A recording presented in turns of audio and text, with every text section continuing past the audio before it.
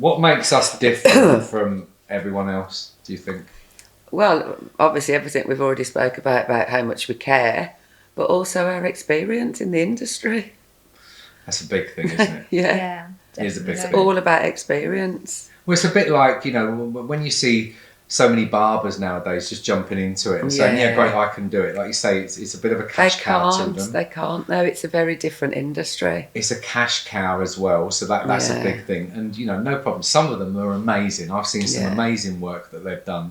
However, you can't go, you know, better than actually having experience on it. Exactly. I wouldn't go to a tattoo artist that's had a one-day course in tattooing. No, God, no. And the same thing, I would always ask the questions. And I think the big thing that I always say to people from a hair loss sufferer's point of view, especially from me when I went bald and and you know exactly how these people feel, do your research. Yeah. Don't jump in and go, oh, could I have that? You know, you don't do it when you're going into tattoos and stuff like that. You've got to go and walk around and go and see these people. Yeah. Absolutely. Go and pop your head in, book a consultation, go and see them, sit down with them, ask questions, never make a decision, you know, if you don't want to on the day of consultation, but go in and get a feel for it. Yeah. Because I think in life, it's like anything, you have to trust your gut feeling. You do. But I also think a really important thing that we do, I'm not sure anybody else does, is we source the best products. And we're not afraid to spend money on good products, are we? Whereas I think a lot of companies will buy the cheapest products and hit the highest price mark. Yeah. Whereas we don't. We keep our prices low and we get the best stuff and we're constantly trying to make it better. Yeah. That's including all the stuff that goes with it, the adhesives, the products, the hair products. We're always changing them, aren't we? Yeah, you constantly have to evolve. We had a guy come in the other day, and he sat there and he you know, they do go on the defensive a little bit and stuff like that. And I just said, no, you're perfect for a hair transplant. Yeah. He went, but do you do them? And I went, no, not at all. So they do some great ones in Turkey. They do some good ones in Birmingham. I said, depends who you want to go to. You know, there's a great place where we refer people in Manchester. It does a lot of famous people. We don't touch transplants. We concentrate on, you know, laser treatment and thickening people's hair, but we just don't give them the bullshit. No. So you just tell them the truth. Yeah. And that way then they can get the best treatment that's available for them.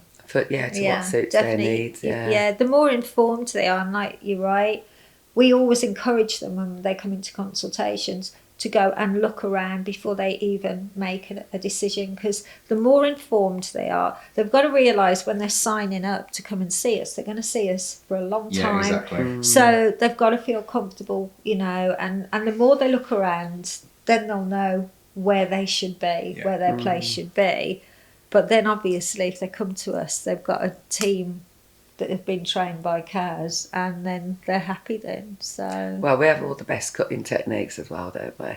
I do. Yeah, I mean, like, the industry itself is quite exciting because they're, like you say, a lot of barbers are bringing their techniques into it. However, they can be a bit excessive with the way they sort of like cut and stuff like that. Yeah. And like I say, sometimes it can work well and sometimes it won't. There's a very specific way that they need to be cut to make them look the most natural.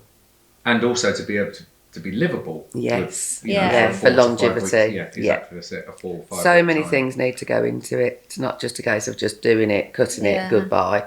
A lot more thought needs to go in than that. It's the design at the beginning as well. The whole design, design for that individual as well. It's really important. You know, the custom-made individual thing that we do. We had a guy who said to me, was asking me about densities and stuff like that, and I said, well, you know, factory we use might be 82% will be decent. Yeah. And they'll go, well, what's 100%? I'll be like, fucking hell, that's as much hair as there is in a carpet. It's just some factories use different type of sort of like specifications with it. And they will interpret them specifications differently as well. Exactly, that's it. So only because we know how to adjust that.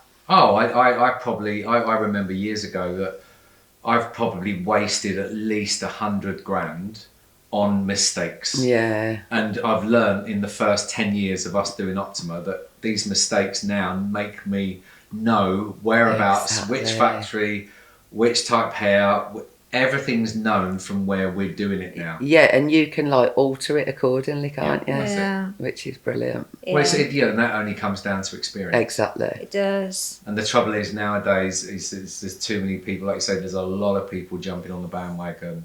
But if they haven't got the passion for it, And the experience. I just don't think that they'll have the longevity for it. No, they won't. You know, someone actually said to me a little while ago, they said, you know, about me retiring. And I said, how can I retire when I'm 33? Well, I'm only What's 21. that? I'm only 21. 21, yeah, that's your IQ. So they said about obviously, you know, retiring and stuff like that. And I said, no, I'd die at my desk. Yeah. And the fact is as well, and it makes me laugh, and you know, obviously we've been doing this for so long and stuff like that, I am very competitive. And No. I can't believe No that. way. just a little bit. And, you know, when I first started Optima, I was doing like, you know, when we first started Optima, I was doing 18-hour days. I know. Sometimes now, in the last few weeks, I've done 18-hour days. And if someone's working 12 hours, I'll work 13. If someone's doing 13, I'll do 14. If someone's doing 16, I'll do 20. I will stop at nothing to work my ass off to make sure. And that's why Optima is number one. Yes. Yeah. Yes, exactly. That's it. You don't get where we are from doing nothing.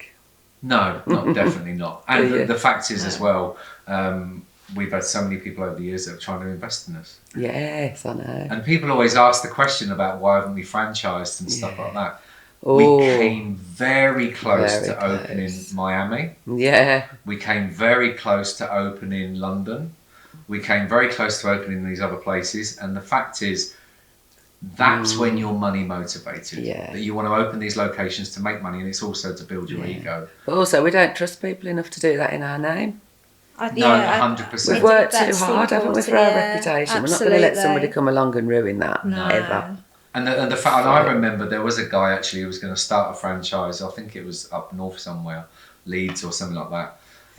And the big thing was, well, I said, well, right, first things first, you've got to go to the local children's hospital and offer 20 kids a year free of charge hair while they go through treatment. Yeah. And he said, who pays for that? And I went, you do. And he went, I'm not prepared to do that. Exactly. And I said, then you're not coming from the heart. And if you're not coming from the heart, then how can I go into business with you? Yeah. And that was that deal Done. done. Yeah. And that was the franchise agreement. And many others. Yeah. Like that, I know. I know. It's a shame, actually. And if more people led from the heart, I think the world would be a better place.